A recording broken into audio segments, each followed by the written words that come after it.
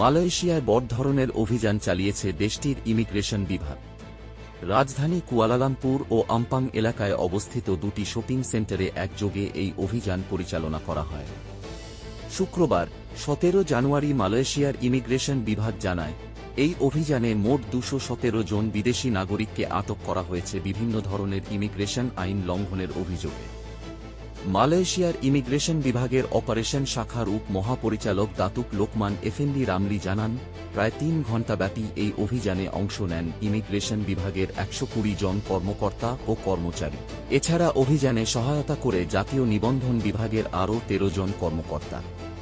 তিনি বলেন, পুদু এলাকায় চালানো অভিযানে 652 জন বিদেশিকে পরীক্ষা করা হয়, যাদের মধ্য থেকে বিভিন্ন অপরাধে 65 জনকে আটক করা হয়।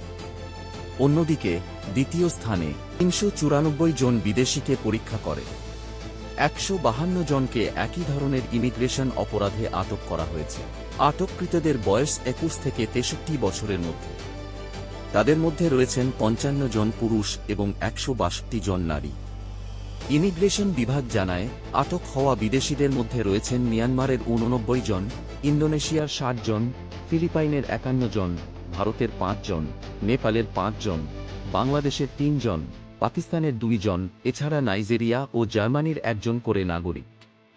সব আটক ব্যক্তিকে বেরানাং ইমিগ্রেশন ডিটেনশন ডিপো এবং কুয়ালালামপুর আন্তর্জাতিক বিমানবন্দর KLIA তে পাঠানো হয়েছে। ইমিগ্রেশন বিভাগ জানিয়েছে, আটকদের বিরুদ্ধে তদন্ত চলছে। ইমিগ্রেশন আইন 1959 ডিভিশন 23টি, পাসপোর্ট আইন 1966, ইমিগ্রেশন বিধিমালা 1963 এবং মানব পাচার ও অভিবাসী পাচার বিরোধী আইন 2007 এর আওতায়। এছাড়াও এই অভিযানে অবৈধভাবে বিদেশি কর্মী নিয়োগের অভিযোগে 35 জন নিয়োগকর্তাকেও আটক করা হয়েছে।